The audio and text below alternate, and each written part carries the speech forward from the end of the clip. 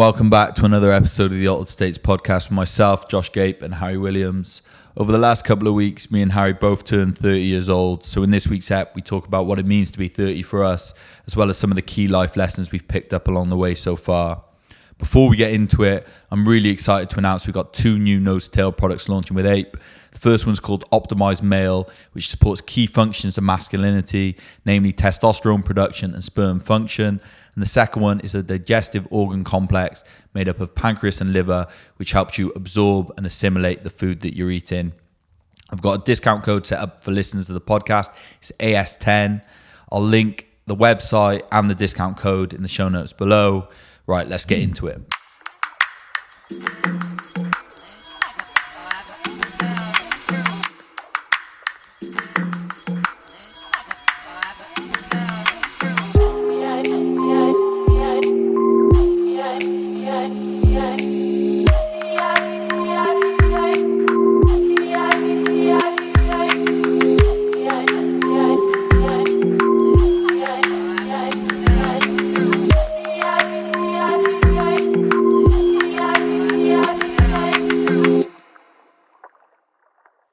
How's it going, mate? You all right? Yeah, good, mate. Yeah, not too bad. Just kind of day off today. After we had a short turnaround because it was a Sunday game, so we had 2 days training, and now, went for a sauna this morning. Going for a dip after this with you. Nice. Doing the 8 cold water challenge naturally. Have you been doing the cold showers? Yeah, I do cold showers in the morning anyway. You've been doing your 30 seconds every day, though. I go. What's the word? Intuitively. Yeah. I go intuitively whenever I do as long as I feel is necessary. Yeah. Sometimes 30, sometimes 15, sometimes 2 minutes. Yeah, you go. What about you? You're obviously very scientific. Yeah, well, so the for people that don't know, I'm doing, as part of 8, we're doing a cold water challenge at the moment. So it's week 1, 30-second cold shower every day, plus 1 nature swim. Week 2, 60 seconds nature swim. Week 3, 90, 2 nature swims, and then the final week, 2 minutes cold shower every day, and then 2 nature swims as well. And have you already had your nature swim? Yeah, I've done one this Thursday. week. Where? We'll do a second. At Bodley. Where did I go? Yeah, Bodley. Yeah.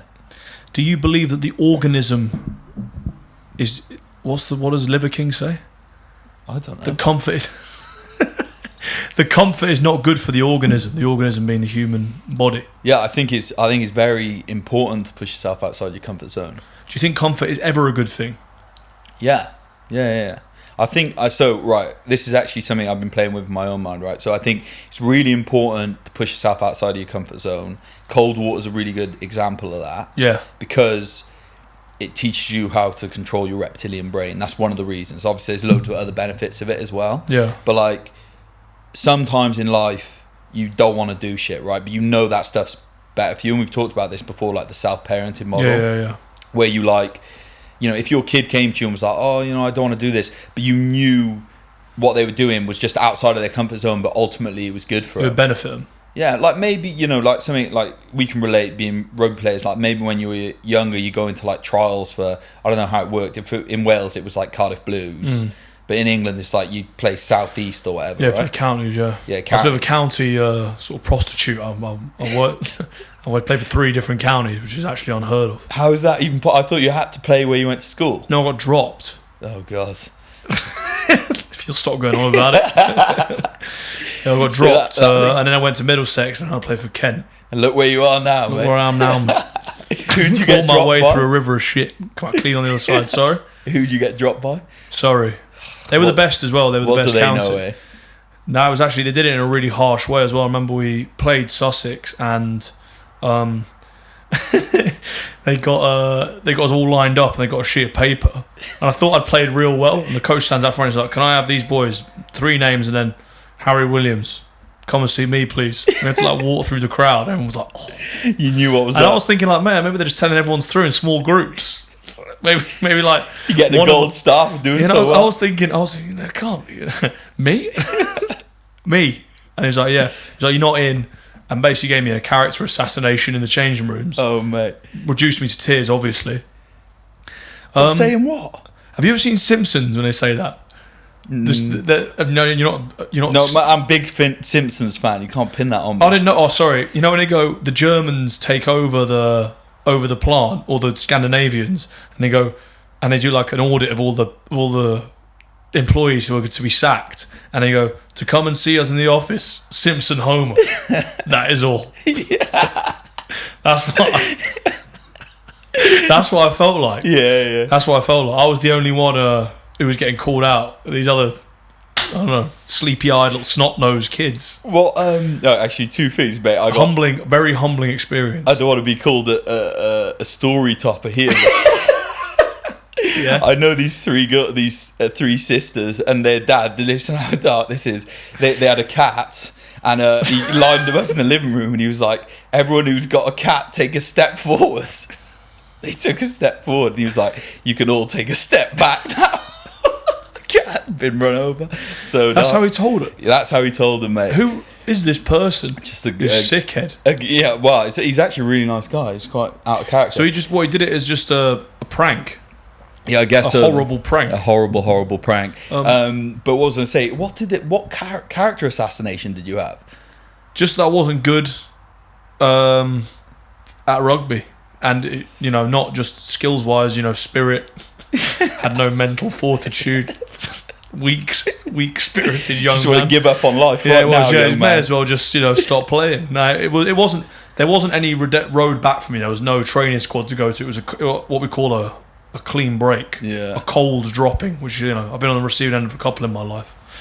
But yeah, as we were saying before, character building, I suppose. It's that rugby. I don't know what it is about rugby coach. I've had a few rugby coaches in my life that are kind of like that. They got that like school teacher, like quite sadistic, to be honest with you. That it seems like they quite enjoy being like quite mean to kids, really, which doesn't. It does definitely attract that kind of person. Yeah, mate. So I remember, being when I was at Hartbury, I blew my knees out in the second year, and we had a new coach come in, and I remember him speaking to us about like the backbone of the team, and he like specifically mentioned the new hooker that had come in and replaced me. When my knees were fucked up, and I just remember sitting there thinking, "Oh God, I feel dark right now." What do you mean? He was saying the backbone of the team includes the new hooker. His philosophy was like the hooker, the number 8, the fly half, and the full back. I suppose he called it like the backbone of the team. The spine of the team. He's like, we've got a good spine of the team now, and like listed these boys out. I was like, yeah, that's the guy that's just coming and replaced me. But it's tough, and we were talking about the water, the cold water. Do you think it mimics that it's something you don't particularly want to do, but you feel glad you have done once it's finished? Yeah, it's just like that ability to override your reptilian brain. I always give the idea of like when you get cut up in traffic, like someone cuts you up in traffic, and you're like kicking off and going mental. That's just your like reptilian brain, and your brain thinks like it perceives that as a stressful situation, like from back in the day, like evolutionary ways, like properly endangering your life. And I know like there can be obviously serious car incidents, but usually when someone cuts you up, it's just there being like a knob. It hasn't actually like threatened your life, it's just bad driving. And you overreact. You have this like massive overreaction, and I think by getting into the cold water, in the same way your reptilian brain fires up when you get cut up in traffic, your brain fires up when you're in cold water. It's like, get the fuck out, get the fuck out, get the fuck out. And by staying in, you learn to like override that part of your brain. So it's like really good for mental control. I agree. And also violence is a vice in a way, which is what Wes Watson said, who, if anyone doesn't follow Wes Watson, and you want to see some interesting content on Instagram or YouTube, watch him. He's an ex-con who now runs this. He's basically like a PT mogul, and he said that his vice whenever he was in prison the whole time was violence, and you get this kind of release after the act, but it never really helps anything. And that doesn't have to be like violent actions particularly, but violent mannerisms or behaving in a violent or extreme way. And I think it's quite a yang, quite masculine thing about modern society. It's promoted almost that it's a good way to be, or that it's justified.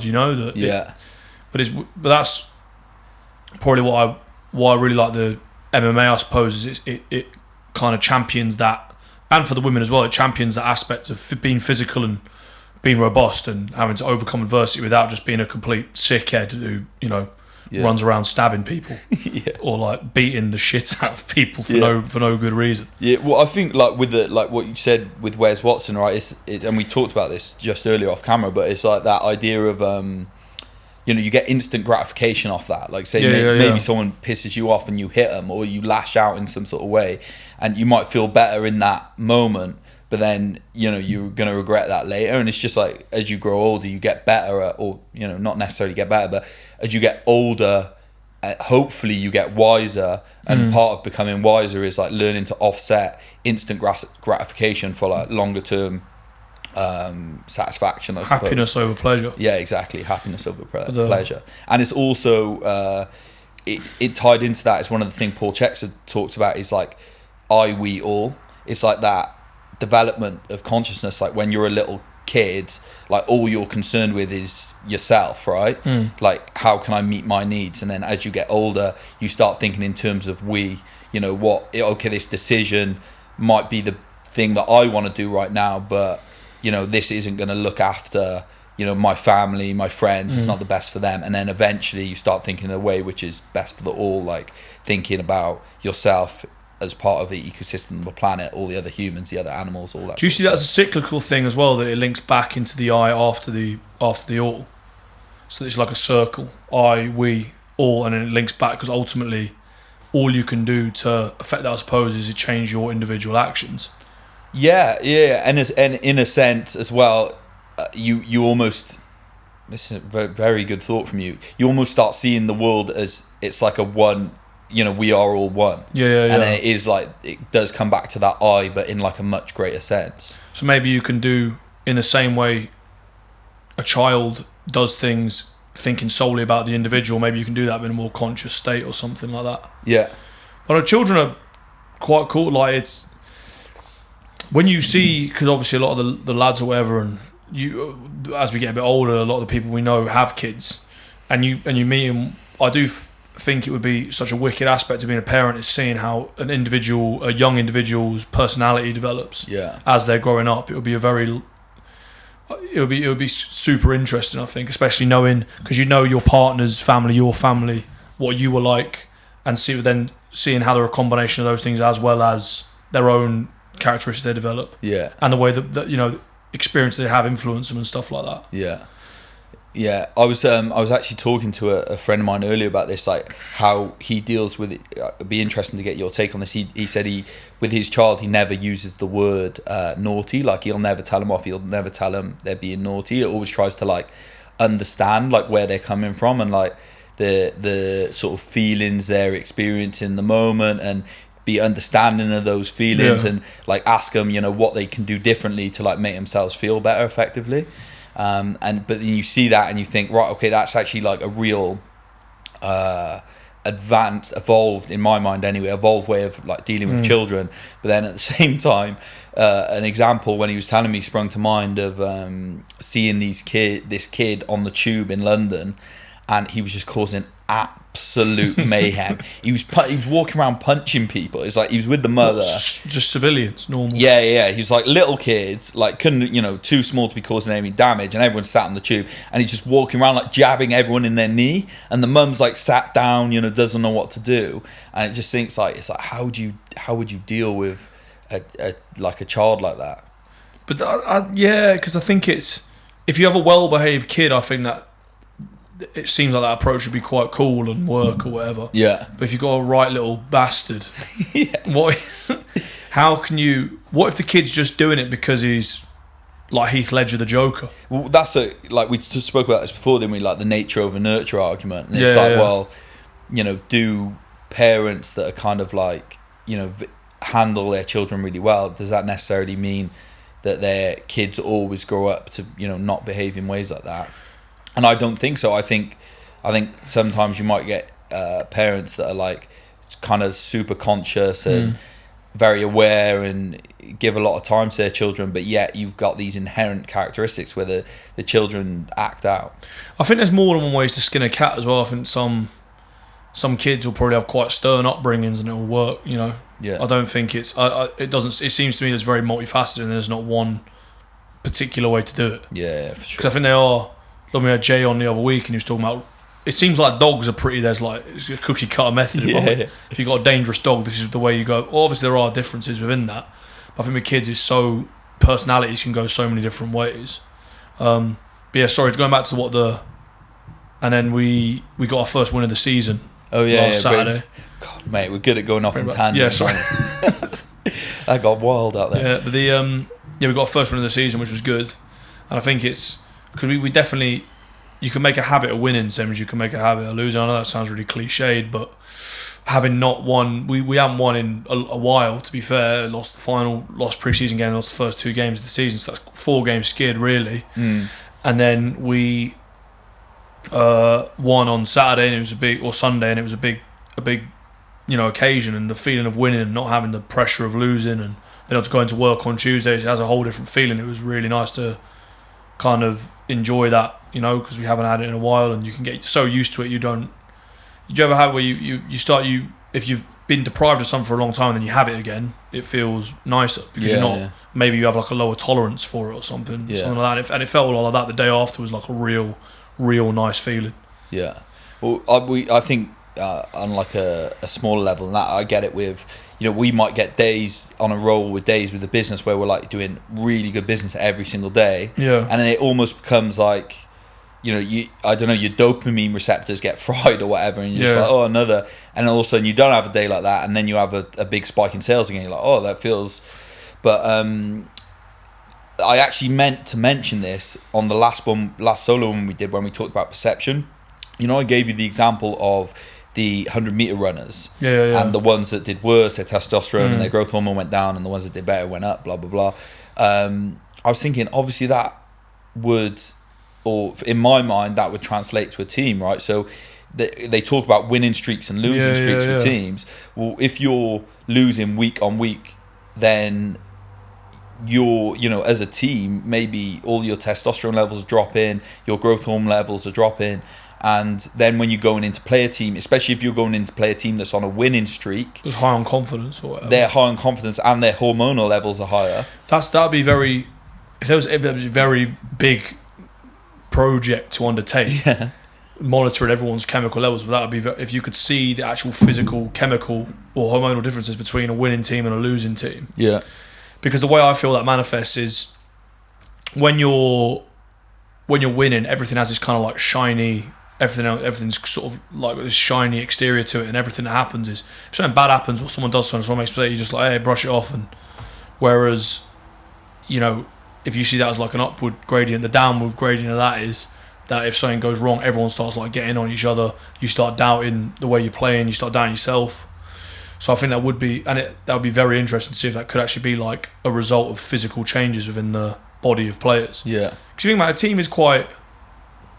I suppose if you weren't feeling good as an individual athlete, having those physical differences would be, but they're generally like one-off events. You would see it very starkly in that instance. But with teams, I think it'd be way more chronic because it's everyone's input on a longer course of time over a longer course of games. Yeah.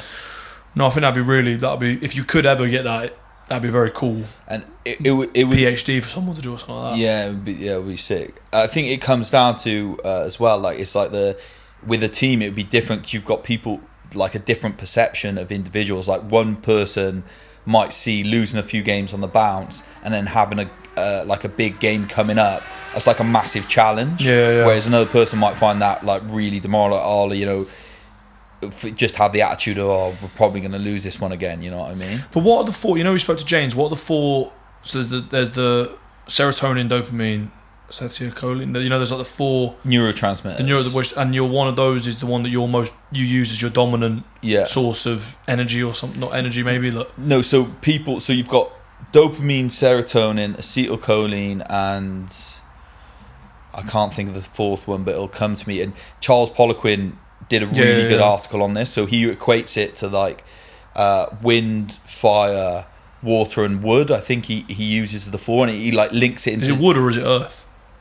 I think in his article it's wood, but I suppose you could use your earth. I think wood's the worst out of those 4. Based on what? Well, like all the other ones can beat it. Yeah, but that... Like this isn't like a Nintendo game or something, man. He's just using it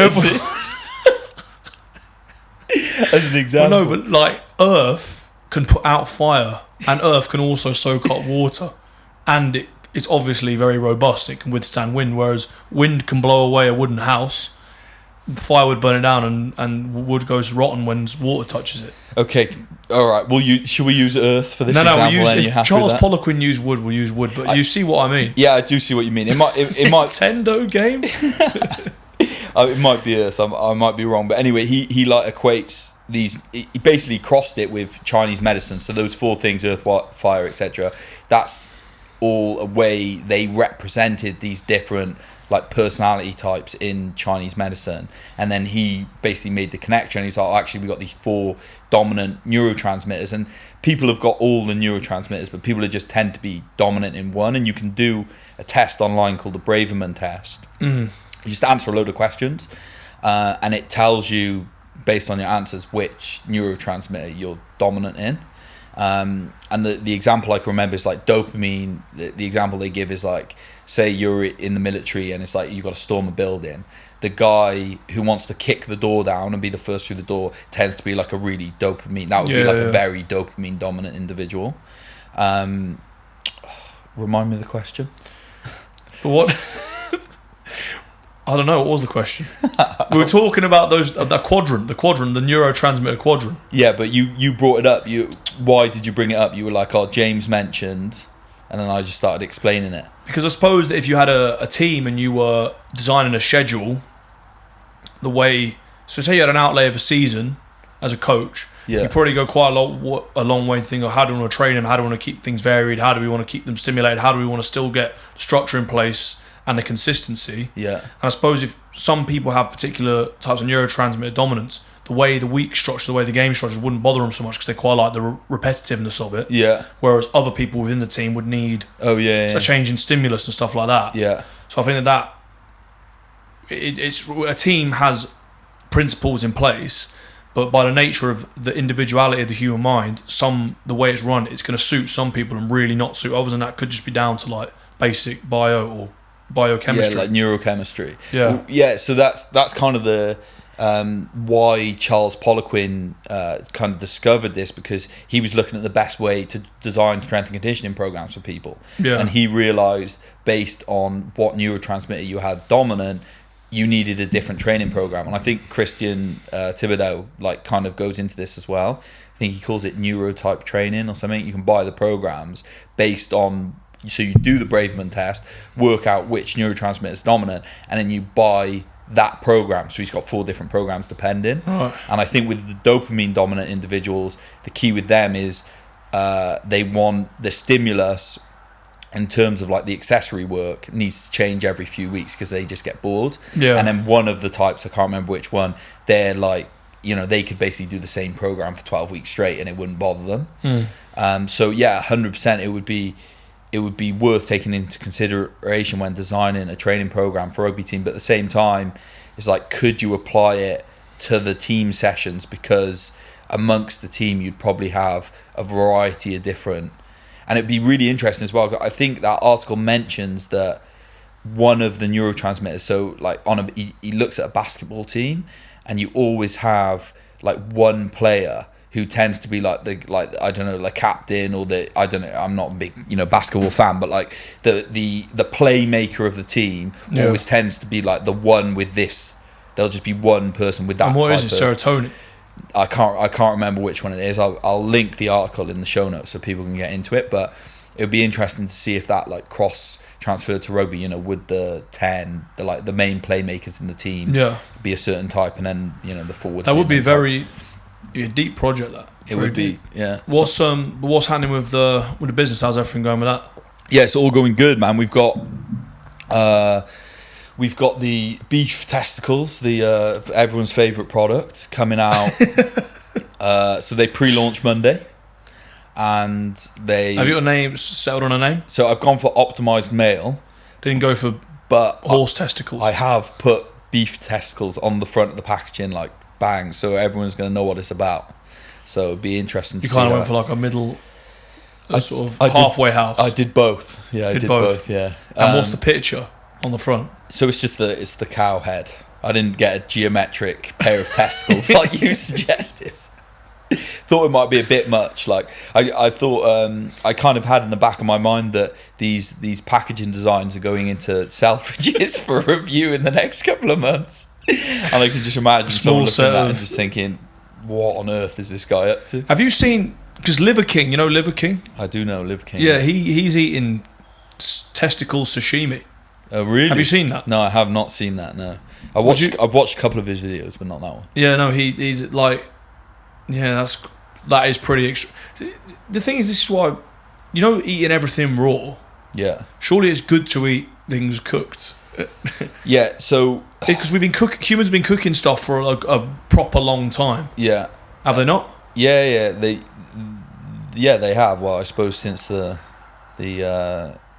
discovery of fire, people have been which I imagine is quite a long time ago. Yeah, quite a lot. It seems like one of the first things humans probably discovered. Yeah, I think with the whole idea with cooking, eating stuff raw is obviously you denature food when you cook it, but at the same time, like stuff like, for example, spinach and certain vegetables that have got anti-nutrients in, by cooking them, you actually reduce the levels of anti-nutrients. So I think the answer is it depends, and again, like you gotta.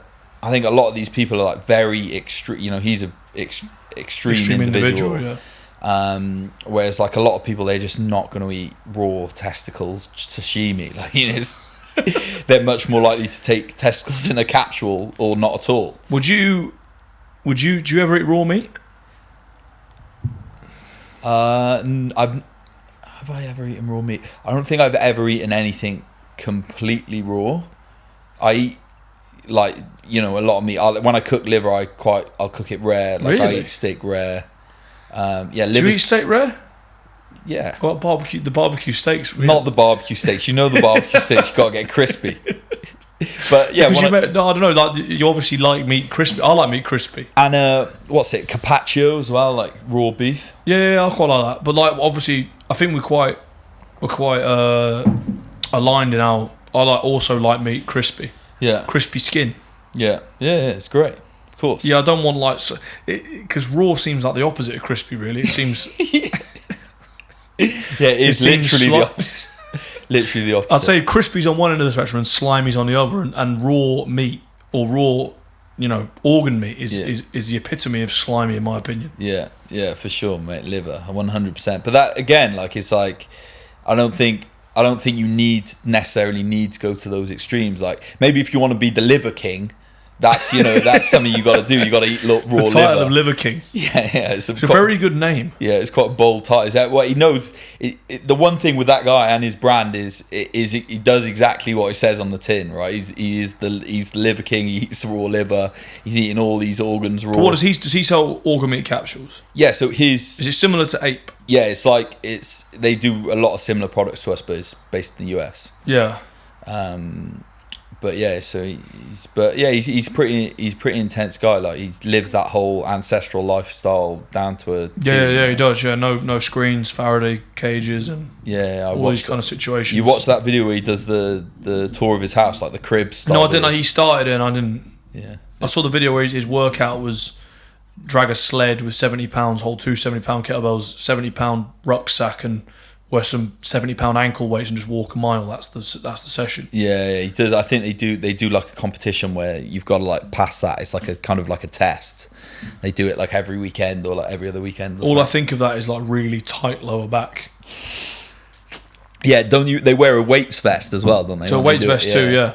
Because I think that's that. Like it's a seriously. It just screams like lower back issues to me. That. Yeah. But it's a cool. I think that would be. You'd feel a certain sense of. You'd feel good after doing it. Yeah, well, I think, mate, again, it lends itself to like those extreme things, like we talked about with the cold water. Like sometimes, I think it's important to put yourself really out of your comfort zone. You're not going to do that for training every day, but like every few months, you're like, right, I want to do a gut check in terms of a training session, and it's kind of like what we used to do at PFP the summer before last. With the when we do the Strongfit sessions, like they were brutal. People were throwing up, people were like falling, like one of those sessions, I finished it, I literally couldn't move for 15 minutes. I was laid on the floor, just dribble coming out of my mouth, where I was like, felt like my body was going to throw up, and I couldn't move my legs. What was that from the old 800 meter sled push? Yeah, that is a long sled push. Yeah, that's a half-mile sled push. Yeah, and you feel it, man. Like the lactic acid just builds up. It's weird that it's a weird effect of lactic acid that it doesn't get better the longer time goes on. It gets worse. Yeah, it gets worse until it gets better. Yeah, but it lasts a long time after finishing. You get it right in your stomach, don't you? Yeah, it's rank, man. It's absolutely rank. I don't know what the sort of science is behind Just going back to the enhanced male beef testicle complex matrix. Yeah. Is that available to the public as of next week? Yeah, so it's going on pre-order Monday, and then we'll probably start dispatching the following Monday. But yeah, it's that, which is, so basically it's 50% testicle, 50% liver, and the idea behind it is it's like creates like, which we've spoken about on here before. But the testicles have got really high levels of zinc. They've got epidermal growth factor in them. They've got activin and inhibin which are transforming growth factors. These are all things that our testes use to produce testosterone and to produce sperm. So it's like that, and that's why it's called optimized male. It's like testosterone is the main male sex hormone. It's like what makes men feel manly. Would you advise women take this? No, I wouldn't advise women take it. Also, so what would you... Obviously, I imagine you're going to start taking the 100. And what do you imagine? How do you think it'll the whatever the nutrients are in it will manifest themselves within the way like you're feeling? So I think it should like boost testosterone levels. So like it tends to be like I did a live with this with James from PFP last night. So if anyone wants to dive deeper into like the whole thing behind testosterone, we did a whole hour on it. You can find it on my Instagram. But yeah, it's like whenever friends of mine come to me, a friend of mine came to me recently, and he said like he feels like he's getting older. He feels like doesn't feel like himself, and he's like pep in his step. Exactly, and I was just like, wow, it sounds like he's experiencing like low testosterone. So we just went through all the stuff so basically, in a nutshell, like, and we go really deep into this in the live last night, but we create testosterone from cholesterol, and then it goes through a load of chemical reactions, and it gets to the point where it either turns into cortisol or it turns into testosterone. So the stress hormone, or the main male sex hormone. Now, if you're living in a really high stress environment, it's gonna preferentially go towards creating cortisol as opposed to creating testosterone. So often when people are experiencing symptoms of low testosterone, one of the best things you can do is lower stress in their life, through environmental stresses, nutritional stresses, all these things, work on their sleep, stuff like that, and they'll usually start feeling better. The other thing is reducing estrogen. So and estrogen in diet comes in things like soy.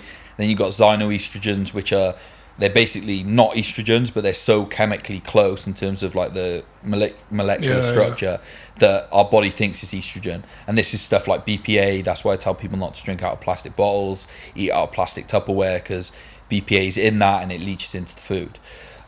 Is that every time you have something in a plastic container? No, not necessarily. So you can get BPA free stuff. It's more, it's more expensive. So like some of the more health conscious water companies probably sell their water in BPA free bottles.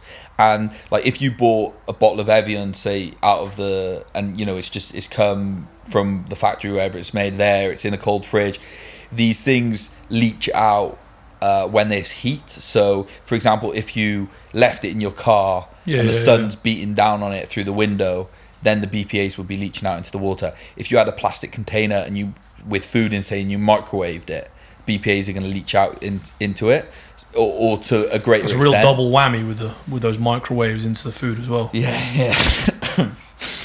We don't get, if you got a microwave, just throw it out the window right now. But yeah, so they're kind of the things. But I would expect, my inclination, and from reading reviews of people that either consume beef testicles, like eat them, make beef testicles sashimi or whatever you said Liver King does, or who take, there's other companies in other countries producing these products who take them and see them reviews, people, that's basically what people report is increased testosterone. They feel like just more, like, I don't know, like more amped up.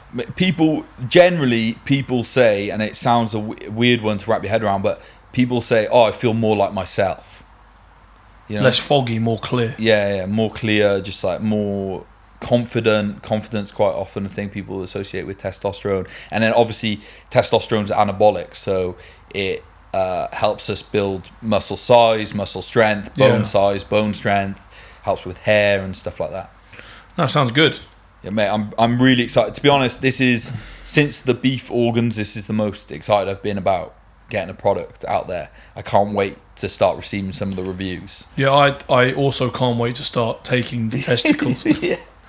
Because obviously when you reach a certain age, your testosterone starts dropping naturally. And obviously you and I turned 30 last week. I like this. Good segue. Which is a good segue into it. Which is quite... It was a bit weird when on the actual day of my birthday, and I don't know, I sort of sat with myself for a while, and it's a pretty big milestone, I think. Because after your 21st, when it's the age when you can do everything, you know, and you're no longer a child in any way, you're a fully fledged adult, I'd say. Yeah. Which is, or you're trying to be, at least. Yeah, you're trying to be. Yeah. Which is, you can lead. There's nowhere on earth where you can't do whatever you want to do, you know. Which is a weird one because, you have still got a lot of learning and like whatever way I think I was when I was 21 compared to now. Mm-hmm.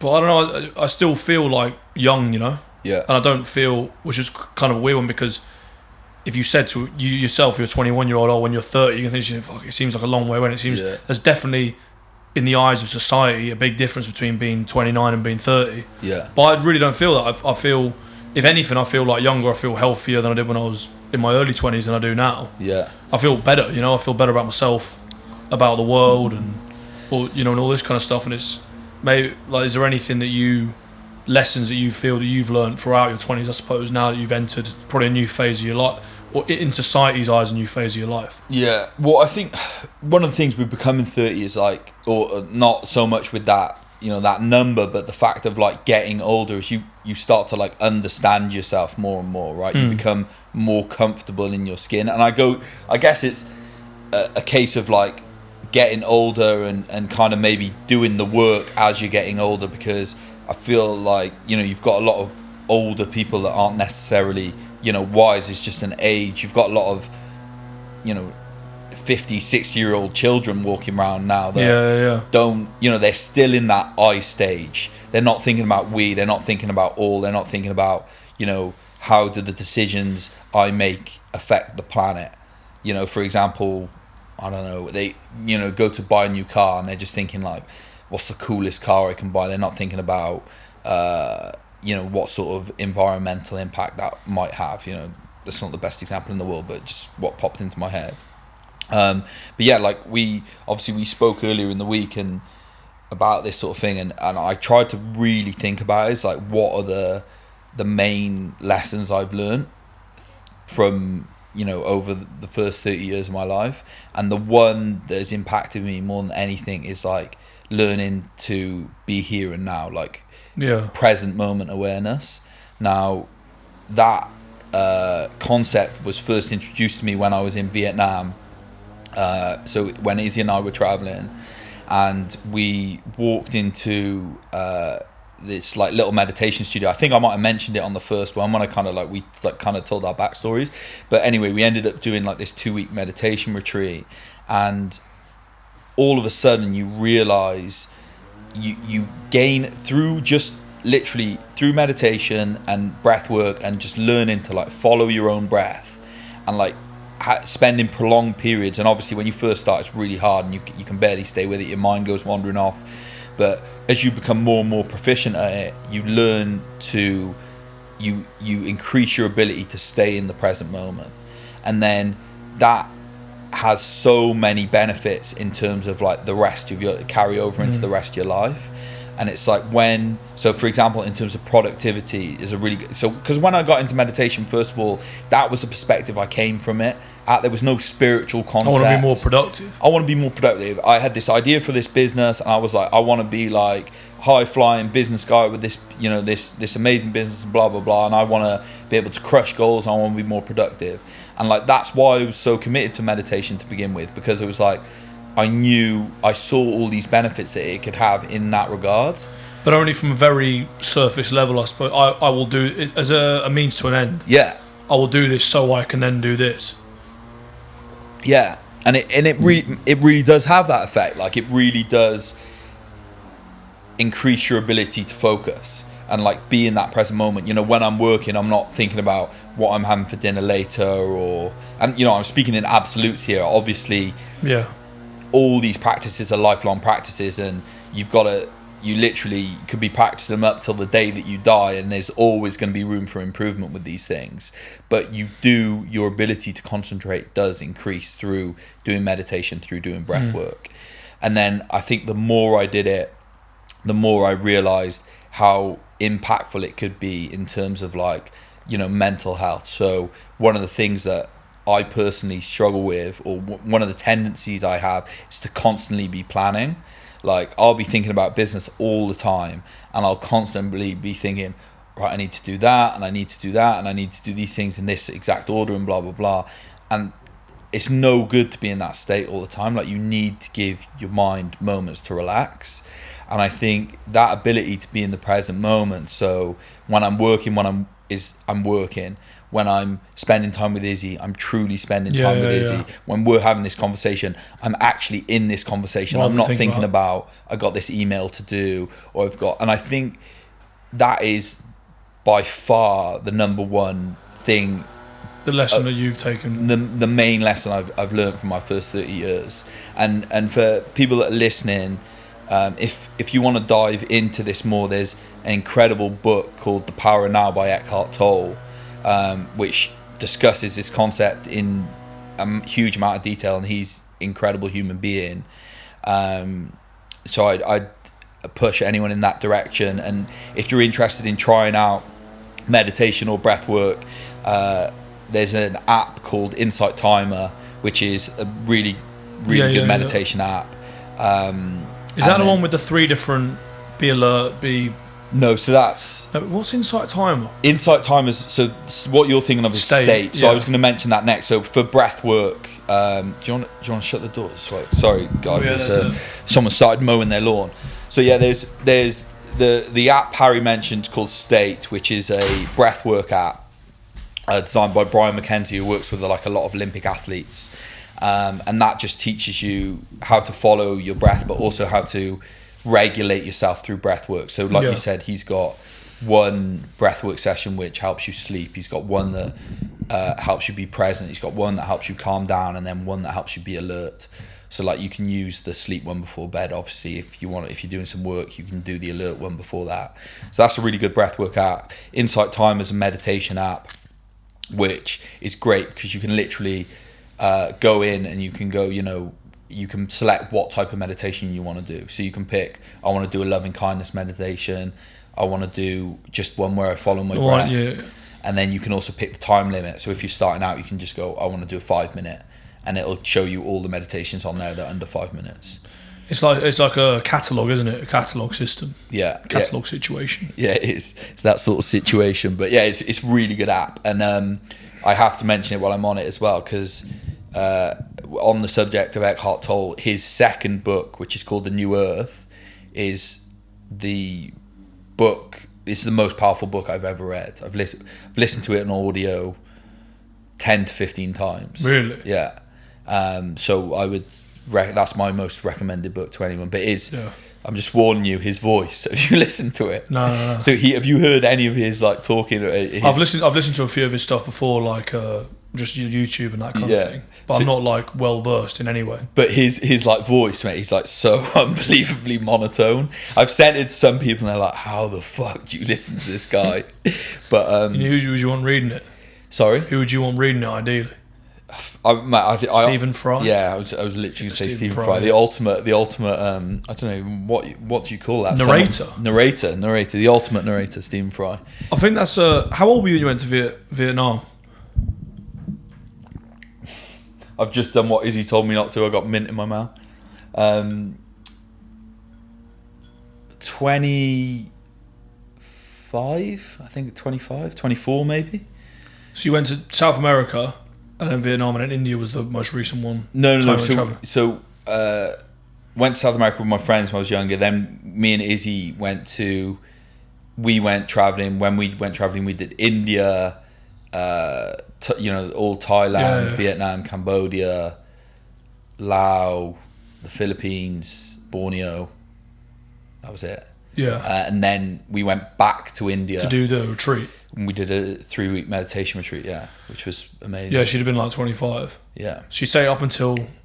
So when you went on that trip, you were doing these practices, but from I'd say, less conscious standpoint?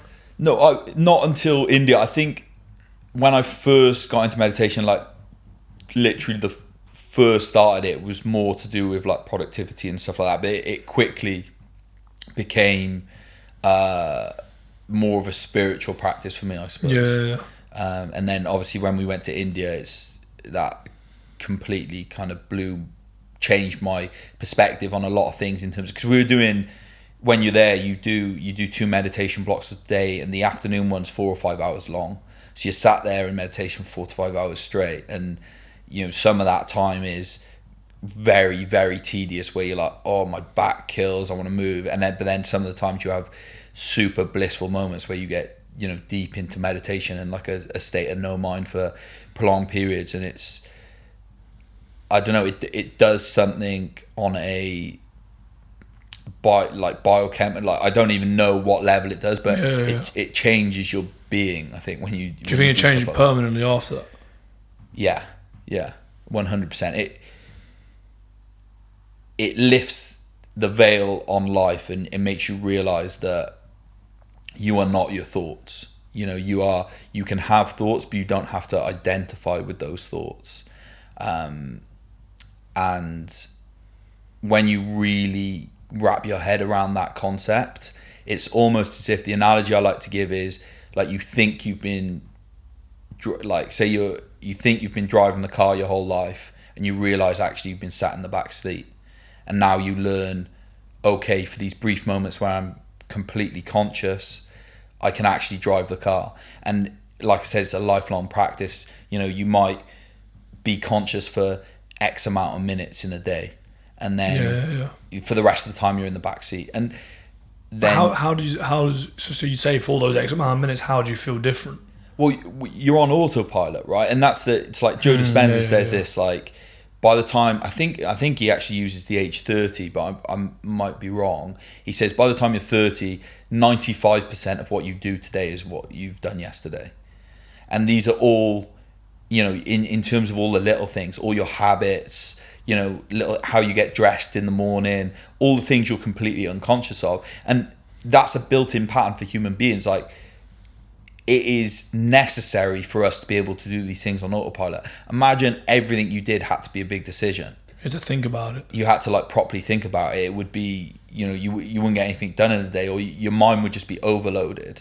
But by learning how to become conscious of your decisions, you can actually start to enact real change in your life. I was actually thinking about that the other day when I was getting ready. I was saying, if there was like CCTV on me when I wake up in the morning, I wouldn't mind watching just the first 35 minutes of when I get up in the morning. Yeah. Because I genuinely think, or you could track where my footsteps go, because I think it would genuinely be identical every single time. Yeah. It's like toilet, toothbrush, shower, towel, like literally, like identical every single day. Yeah. And you do it without even thinking about it. Yeah. But I suppose it is, as you say, it's necessary to have a level of that. But you don't want it to be your entire life, which a lot of people, I sometimes find this when I come home from training, and I think it's probably due to like fatigue a little bit, that when you're tired, sometimes you just want to just lay there and watch TV and like mong out. Yeah. But you don't want that to become the default if you do that every single time you come home or you're with your partner or whatever. Yeah. You want to keep some variety in there, even if it's, just whenever you can, really, I'd say. Yeah. Because I think that's the thing that I'd say that I, probably when I was looking back on it, the thing that I really stood out for me on the actual day of my birthday was like gratitude. I felt super happy, like blissed out, grateful. And a lot of people probably, I don't know, get a bit funny about turning older and, and people around them, I suppose, loved ones turning older and you're entering new phases, and maybe some people find it a little bit disconcerting or scary. But I kind of felt like the opposite. I felt that just polarized. I was like, you're lucky to be able to have this experience of, life, I suppose. Yeah. What we are, and we're in like real good positions. And I was seeing my parents and my girlfriend and all my mates like throughout the day, and all some of my mates throughout the day, and that kind of thing. I just felt super chilled out, super nice. And the main thing the lesson that's probably helped me move forward in my life is just not to worry about. And I know it sounds super simple. It's just not let stuff ultimately, because I used to get quite nervous about playing and that kind of thing. But then it's like any experience I've had, whether it be playing or being in a bad situation or arguments or any of this negative shit, you never remember that really, and you're never going to look back on your life or your career or any aspect and be like, oh, I should have done that, or that was a really bad day and that really stuck with me. Yeah. Generally, those things just wash away, and good times are what remain. Yeah. So cherish the good times and just try and do away with the bad times or the negative experiences. Just try and see them for what they are, which is, if you have an experience of something, you can see it as neither good nor bad. Your perception on that situation is what makes it good or bad. Yeah. Things just happen, Yeah. And I'm still wrestling with that concept myself, but having slightly more of a handle on it probably helped me move forward a lot more, and probably be the person I feel I am, Yeah. Because that's what you're saying in the backseat is sometimes, and I see it in people that I know, and you probably, and people probably see, is that you see people acting in a way and you don't really think it's them, but they're probably just sat in the backseat. Yeah. And they're just, you can end up just being so habitual in everything you do that you don't ever take stock of where you're actually at or what you actually want to stand for or who you want to be.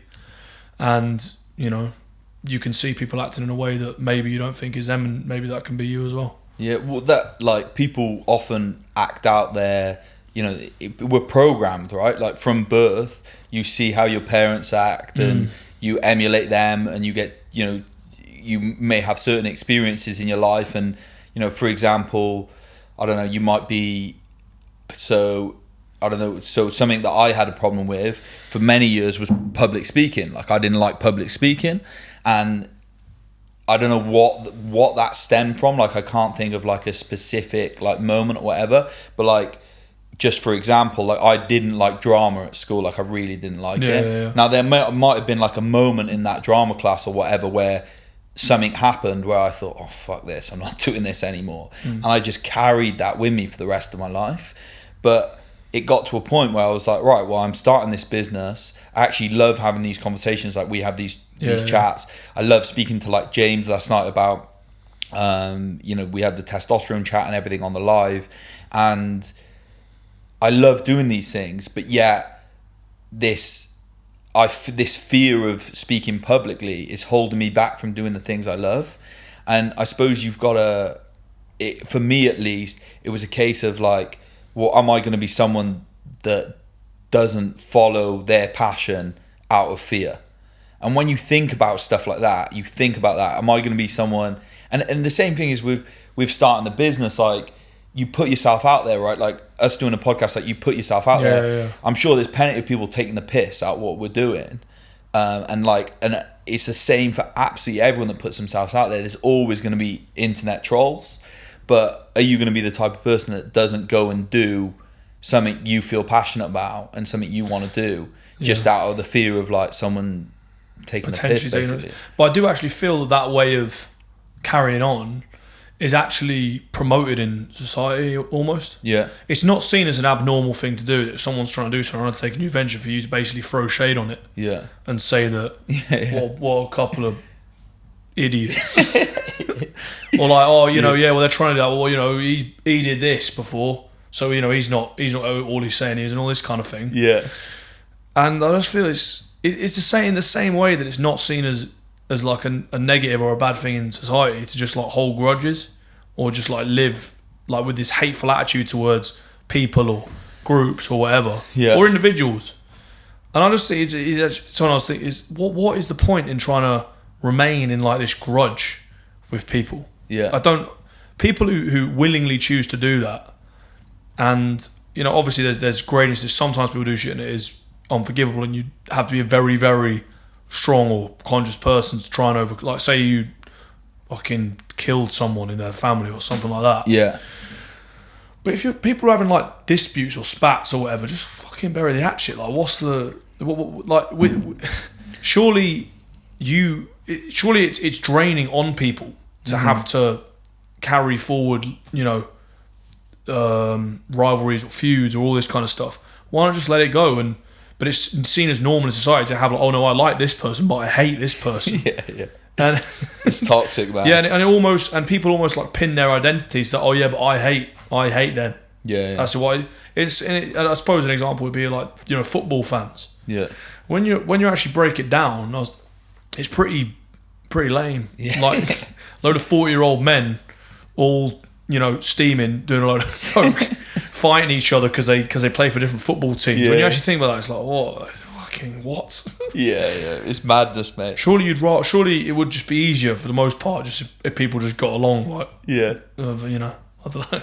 I think with that as well, it's like one of the things that's really helped me understand is like that concept of empathy, right? And it's like, if you can empathize with someone's acting in a certain way that necessarily maybe it doesn't agree with your principles, or it triggers you or whatever, but like ultimately, if you think about it, you think, oh, okay, well, they might have had X, Y, or Z experience in their life, which makes them act that way. And you can reframe it where you can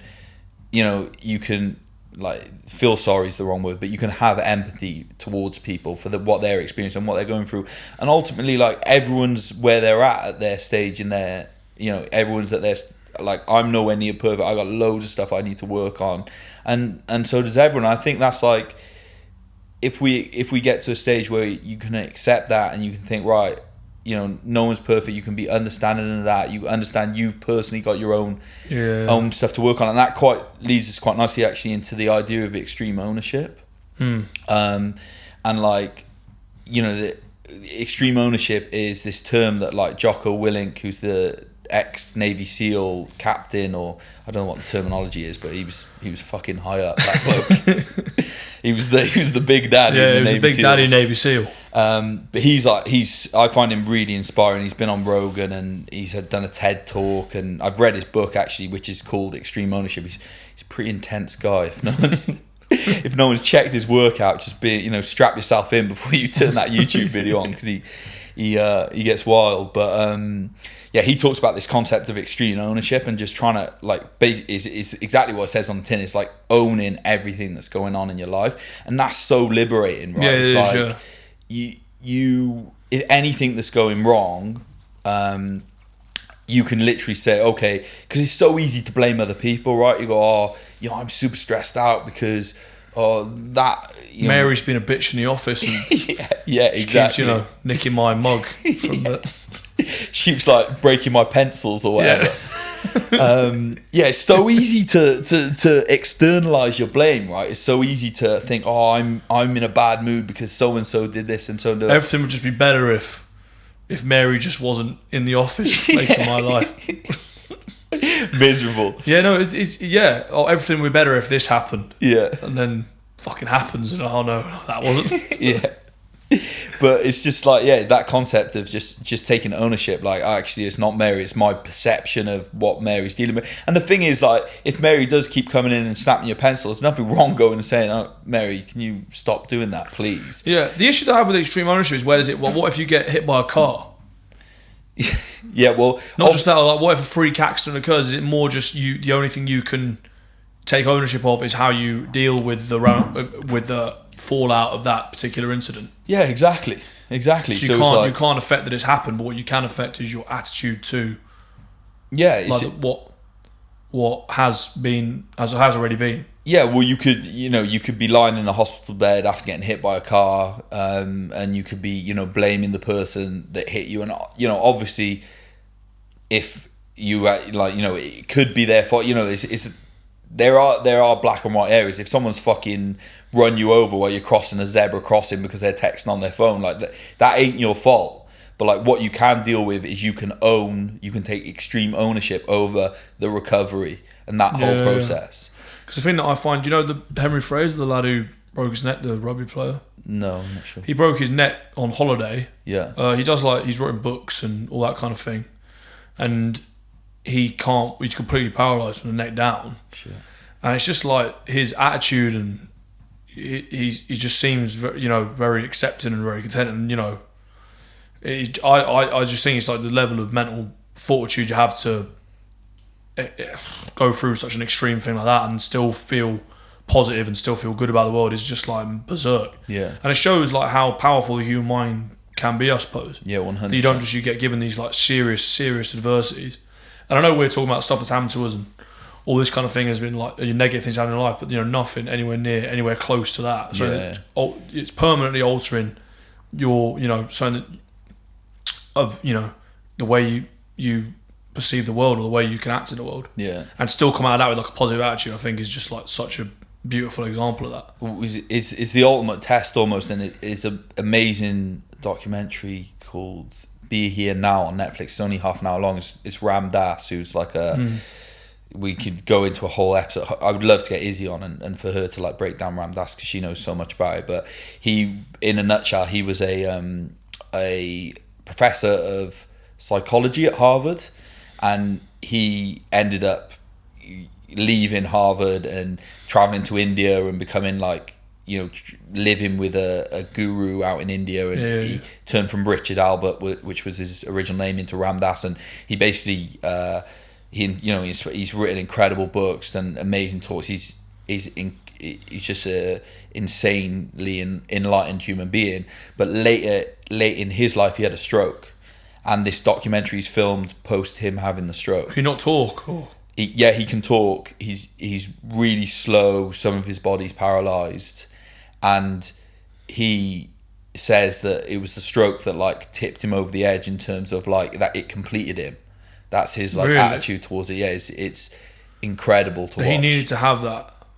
Yeah, mate, that's... yeah. He sees like all the the doc. It's only half an hour long, but they like show him. They're taking him.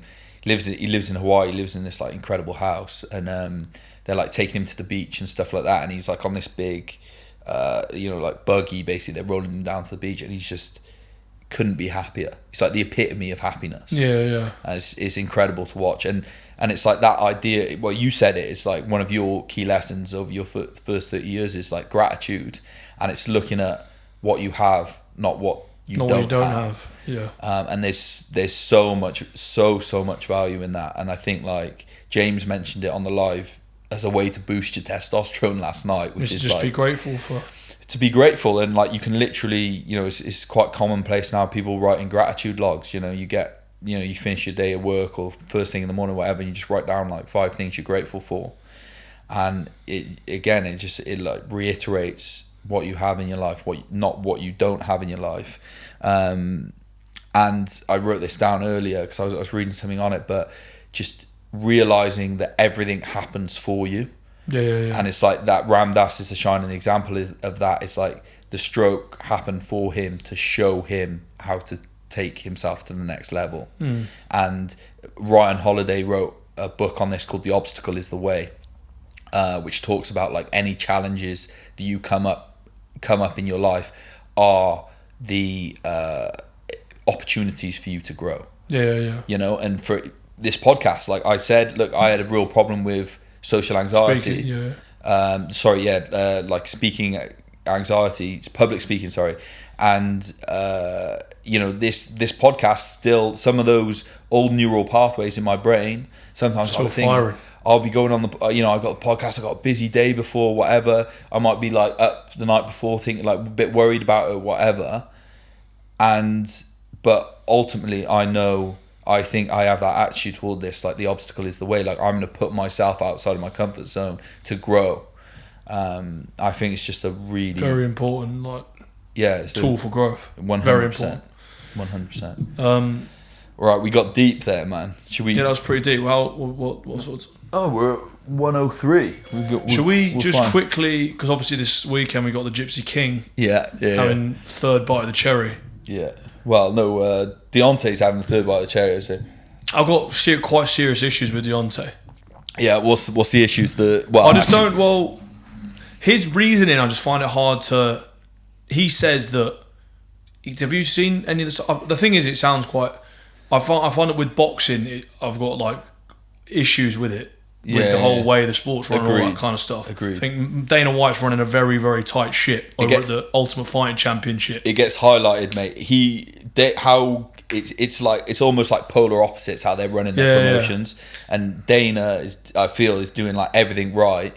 I know like people complain about the fighter pay and all that stuff, but if you see him actually break it down, so when he breaks it down, where he's like, okay, look, here's the card, and he says that it was the whole, so the sum of the Oscar De La Hoya's whole fight card equaled like one of his fighters' pays on the main event, or something like that. Like one of his fighters was getting like $2,000, or whatever. So, but the thing that I find it hard to get up for it. Plus, I think the last time Fury fought him, he just battered him. Yeah, he did. Yeah. And then all the excuses, he had an egg weight in his glove. He wore the heavy suit. Yeah, and then his reason is saying, "Oh well, my trainer threw the towel in." So yeah, man, he threw the towel in because you were getting your ass handed to you, and he didn't want to see you get hospitalised. And he's like, "Oh, I would have gone out on my shield." It's like, bro, if you'd have gone out on your shield, actually you may not have made it to this fight because you might have had to retire. Yeah, that's the kind of level of beating you were getting. Yeah, but you're saying that for some reason it invalidates his victory, that he was giving you such a big hiding that your trainer felt the need to throw in the towel. Yeah, mate. How does that make any? I'm a massive Fury fan. I think he's sick. Yeah, same. Really, really like what he's about, and I think he's, I do probably have like the kind of patriotic thing. Like I just really, he's a Brit, isn't he? And you obviously do. It's the same when sort of Bisping was fighting in the UFC, and I think I always have a bit more interest because they're Englishmen, fighting on the. Mate, I like Tyson's story as well. Like where he was on Rogan, he talks quite openly about his problem with mental health, like how he's come back from all that. Obviously, he has like weight issues. His weight fluctuates like crazy. And I just think like it's cool. You can really get behind that story 100%, and like, I completely agree. All the Wilder stuff is just like I find it. I struggle when fighters come out with excuses post fighting. You lose, you just got to hold your hands up to say you lost. And like when as well, like fighters come out, I had this or that injury in camp. I can't imagine there's many fighters going into fights without some sort of injury.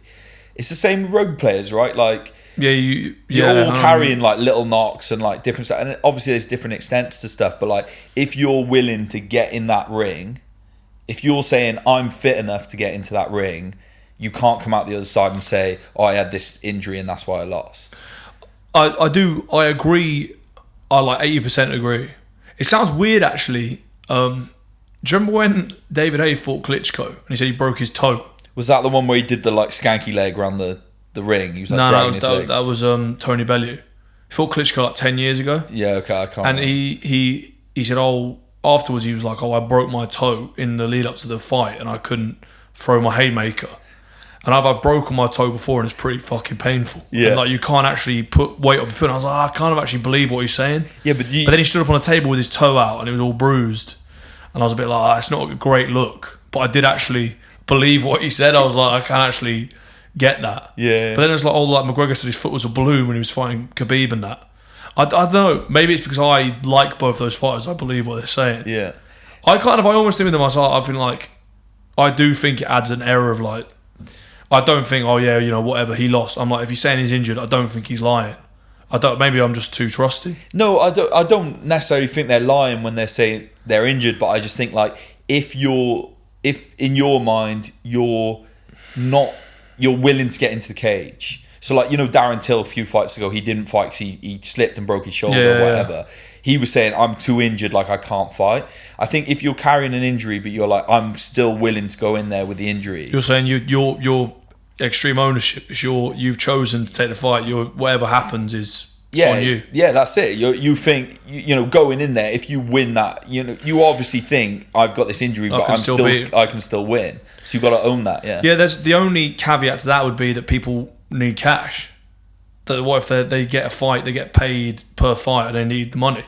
So like, all right, I'm injured, probably going to lose this, but yeah, I need the dough. Yeah, that's a good point. That's a good point. But then at the same time, McGregor doesn't need the dough, does he? No. Guy's caked. Yeah, and boxers, not boxers generally, but like the top level boxers and top level UFC fighters, they're all fucking loaded. I just think the thing with Tyson Fury is that the fight to make was him versus AJ, and that's still, it's just the fact that wasn't made, I just find like very, because now that fight will never happen, really. As it was supposed to. It was supposed to be this huge British clash.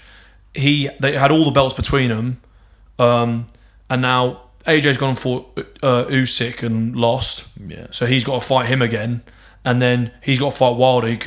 I think he's going to smash him, but I think he could just get his block knocked off. Yeah. And then he's got to fight him again, and then AJ's going to fight Usyk again. They can't do 4 fights. No, but the thing is with the AJ fight, I don't even think that wasn't a close fight. Yeah, he got schooled really. Yeah. So surely let Usyk go and fight Dillian White and let him have a run and then go back to fight. I just don't.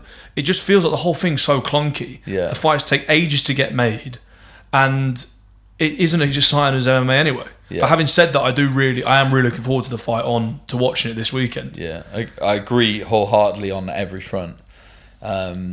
I think I think boxing's broken beyond repair. I think, to be honest, it's like there's how can you save it? There's too much politics involved. It's too many different promotions. It's too many belts. They just need to unify everything, but it's just never going to happen. I'll tell you who could save it. Dana White. Jake Paul. Jake Paul. No way, man. What do you mean? What? Explain that. I think Jake Paul could save boxing. How? It's saying no, it again. That's it. Okay. Take it. And we'll end on that note. Drop the mic. No, I don't. I just think that. I just feel that he's doing a lot of good. He's bringing so many eyes to the sport. I think if you have enough people that are interested. Yeah. Yeah, I don't know, man. I just kind of feel with these fights. I also thought the same with like when Woodley fought. I'm like, come on, surely you got to beat. Sure, how are they not beating this bloke? Is that? Is he just quite good? That's why. Maybe this guy is just good. Yeah, well, yeah, but still, I don't know, mate. There's, like you said, you can't do MMA math, right? You can't do boxing math. Sometimes it just doesn't make sense, and that is, for me, doesn't make sense. Well, how Tyron Woodley didn't just destroy it? Yeah, well, no, I know that because I watched it. He didn't come out and fight, mate. He just didn't do anything. It was the same with his last few UFC fights. He fought Till, he starched Till, right? He knocked Till out. No, he choked him. But he like pulled it on him, right? Yeah. And then his last few fights in UFC, he just didn't. It was like as if he didn't want to be in there, I know what you mean. I actually think I agree with 3 of them. So he lost 3. He lost to Usman, then he lost to Covington, then he lost to Gilbert Burns, then he lost to Vicente Luque. And I feel that with the first 3 of those, Burns, Usman, and Covington, I do think he got he got beaten up and he got dominated. I think with Luque, he actually went out to scrap and they actually both. Yeah, Luque's a beast, man. Yeah, but Luque he's like a very dynamic fighter, Yeah. And I think he got clipped and that was it. Yeah. But like for him, I don't know. And then also like the tattoo thing. Sorry, we're going a bit off track. Did you see the tattoo where he wrote the I, Jake Paul, and then put love in pen? So I was like, oh, come on, man. Yeah. And I also feel a bit bad for him. Like, you never should have made that bet. But so as a man, you should honour that bet. But then it kind of, and then someone tweeted it, and I kind of agree. It's like it feels like he's the butt of a joke, and everyone's laughing at him, but he doesn't really realise it. Mate, it's all a circus. That's the thing. All that Triller stuff is all a bit of a circus. I don't know. Like, I'm happy. I'll stick to the UFC. I'll watch the big boxing events. That's it, man. That's me done. So, predictions for this weekend. Obviously, I think Fury wipes the floor. I think Fury wipes the floor with him. Yeah, same. All right. Thanks for listening, guys. Should we wrap it up there? Yeah, let's wrap up there. Yeah. Do you want to do your plug? Harry.Williams91 at Harry.Williams91 Instagram. Nice. Here's a follow. Mine is APE_Nutrition on Instagram. If you've got any questions, drop me a message there. Website's apenutrition.co.uk for these goodies, some other stuff as well, CBD, MCT, protein bars, and we've got the beef balls dropping next week with also a digestive organ complex as well. And if you're enjoying the podcast, please subscribe, give us a like, and a review. Leave us a review on the Apple Podcast app. It all really helps. Oh, and AS10 discount code for the website if anyone's interested in trying anything out. Thank you very much. Cheers, guys.